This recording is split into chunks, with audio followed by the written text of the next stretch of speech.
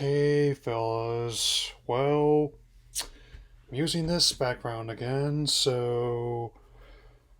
And I am still working on my next Pokemon Sun Moon vlog, as well as a potential reaction to tomorrow's Japanese Pokemon Journeys episode, the Sobbing Sobble. So, let's address the Nintendo Treehouse live stream that was the first one we've had in a while, and it's been also been almost a year since the last full Nintendo Direct. There's supposedly talk about one happening later this month, but we'll see. So let's get right into it.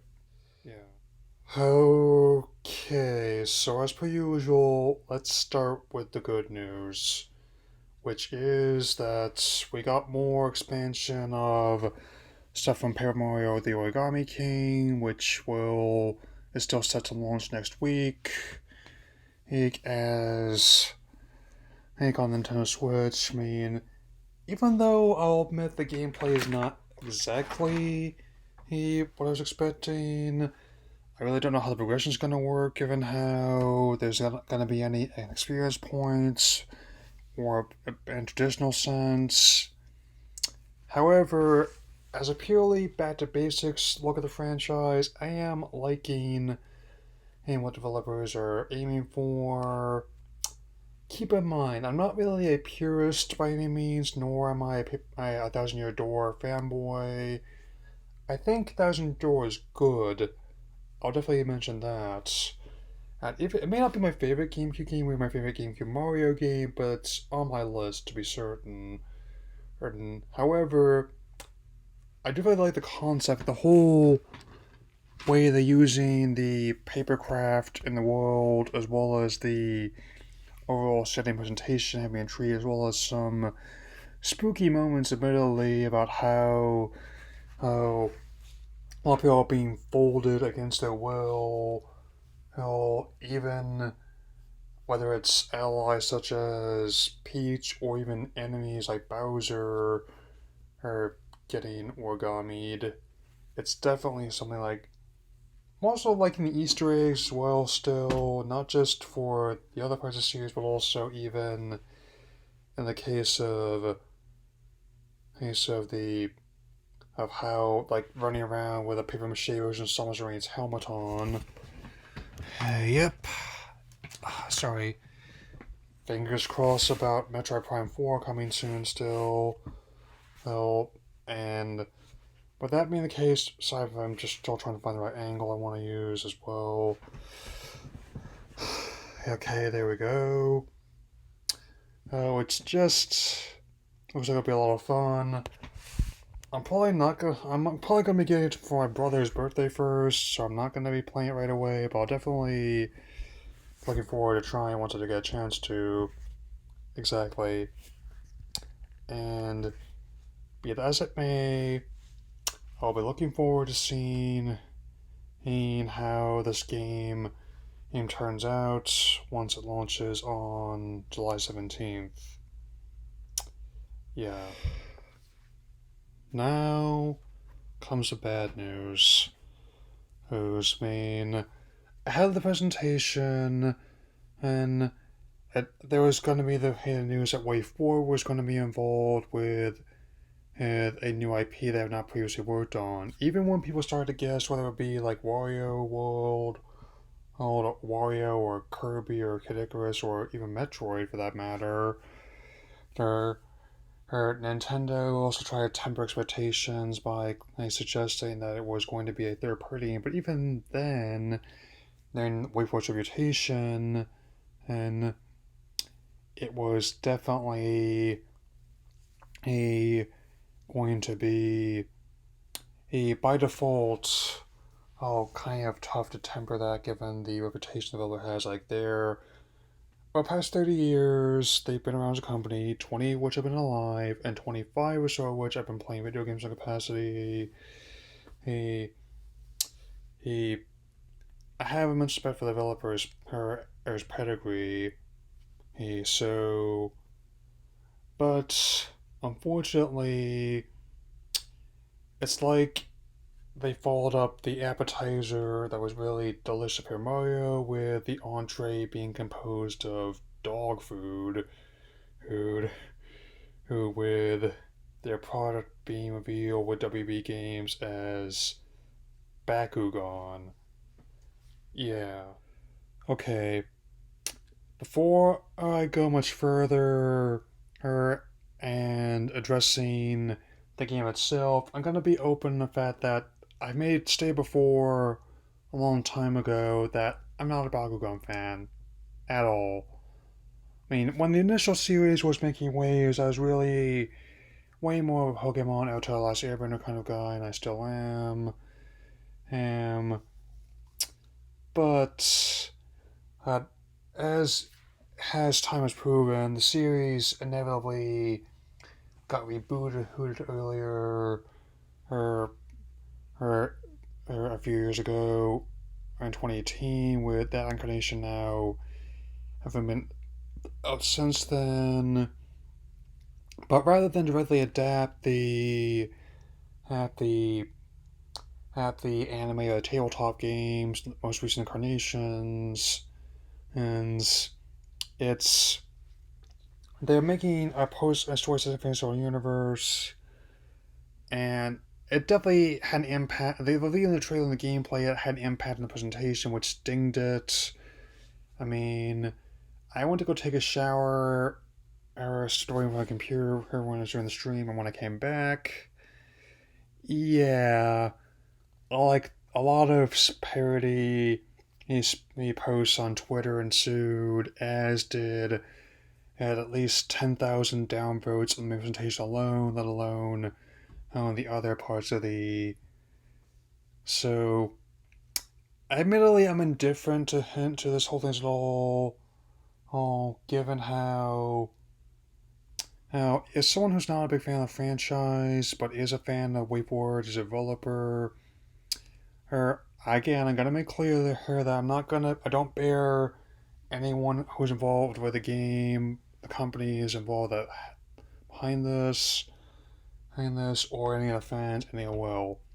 Any criticism I have towards this particular one going forward will be mostly contained to this particular game.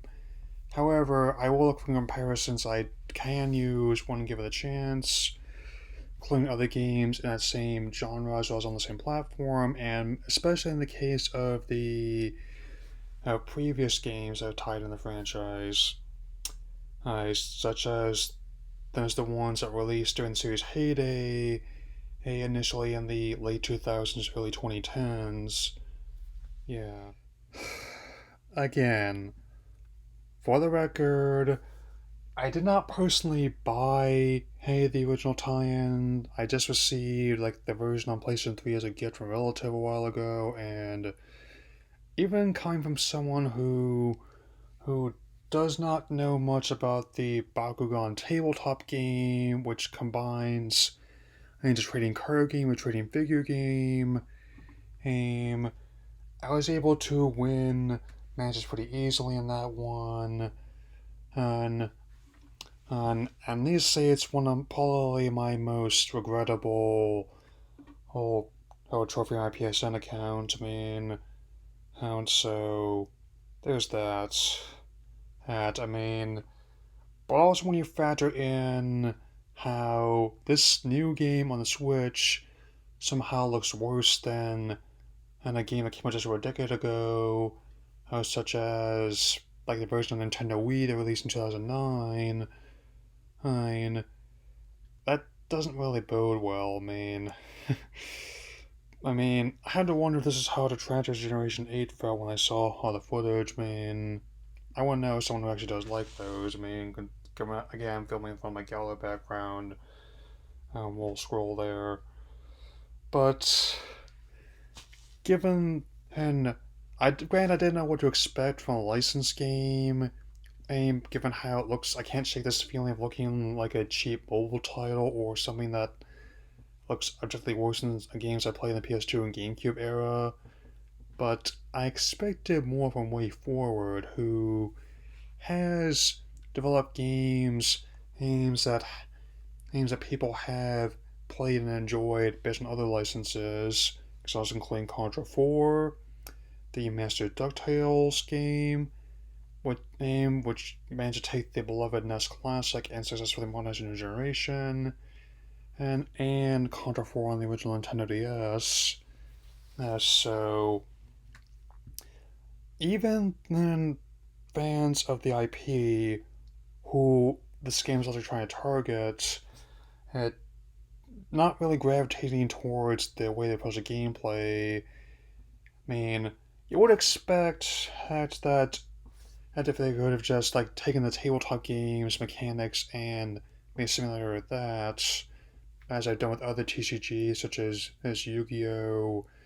And Magic, as well as or in my case, an action RPG, where much like Neo Kuni or Persona, where you're controlling both your human avatar as well as the monsters, sometimes simultaneously. But no, apparently, they're trying to convey that they're getting these power discs as to power up the monsters who attack on their own. I don't get it. In that sense, I can't believe I'm saying this, but even Yokai Watch, for all its faults, at least had some strategy involved. Granted, the monsters are also on autopilot in that game, but they tweaked that formula over the course of sequels. For the third game, finally doing away with the wheel in favor of the battle grid. And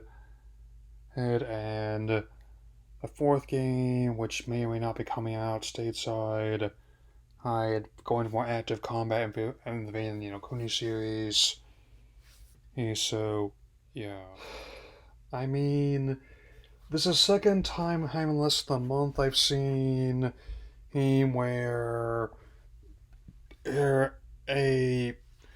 outside circumstances such as the pandemic being a key one have kind of precluded a lot of usual venues for revealing this. The only reawakening compared to Pokemon Unite is not with the reveal itself, but rather the way they framed it, albeit for a slightly different reason. Whereas as the former, whereas Unite was involved with a franchise I enjoy, but that's a developer I'm not really familiar with. And in this case, it's a developer I really enjoy and a franchise I'm not familiar with. I submit if they had just done a stealth drop on the usual feeds, we wouldn't be having this conversation right now. And people wouldn't be angry at each other, at least of all the people who organized this. Because if I'm being honest, there is no way, logistically, that this would have gone over well in my book. At all. Given how I was mostly joking around on Twitter right after I had a news revealed, and but only partially, given how I pointed out how there are games both on and off the Switch, even within the same franchise, that looked a lot better than this. Thankfully, I didn't pull out my cards on this table. I did not pull my chips on the table, so to speak, even if while Paper Mario look like they're folding out fun, Bakugan looks like they roll craps. They basically got Snake Eyes or Hard 12. They gambled on framing the reveal like this, and they lost. Suffice to say, I'm just glad that they're releasing the individual Shantae games on the Switch later this year as well. Those things I know I'll enjoy. Plus, that way, I don't have to track down the original Game Boy Color version of the game for $100 on eBay either. Because, again, and I think maybe for the future, Nintendo has confirmed they're not going to be abandoning direct format, but they're probably going to be retooling it because of circumstances. I'm not getting any specific date in mind, but using like the Indie Direct and the Mini Direct earlier this year as frames of reference, I'm thinking that will probably happen when least expected. But given how the source who leaked the last Directs X was only within a day of the release of them, but depending on the times, it might have been more exact. X. Oh, and even given the November 3rd release date, it's definitely going to be. Let's see, look at. I personally, hey, if you're looking forward to this game, I'm not gonna hold against you. What I am saying is that before November 3rd, I also note that's the same rough time frame that not only will other titles be slated for, is how you have to reveal like the proposed one for Crown Tundra Chapter Sword and Shield EX, as well as whole new consoles of PlayStation 5, Xbox Series X, and maybe will be more present than what this Bakugan game is currently demonstrating. Hitting. I do not know what it'll be like for release. Even factoring the Switch exclusivity for the time being, I know that given how there's a change in leadership that sold off the majority stake in WB Games, and now is currently a bidding war or going out to buy the company's assets. It's between Microsoft, Activision, EA, and Take-Two Interactive, who owns Rockstar, being big examples. I'm actually hoping for Take-Two Interactive, to be honest. The companies I just mentioned. And so maybe the people that made them do this don't really understand how the company operates, and especially not how Wayforward or Nintendo do. That happens more often than you might think. And personally, way more interested in Henston and in Paper Mario and Shantae, his first one just coming to Switch.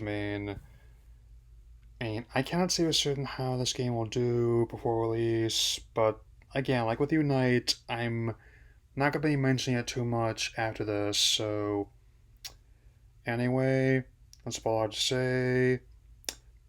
Let me know what you thought about this in the comments, and I will see you all later. Alola.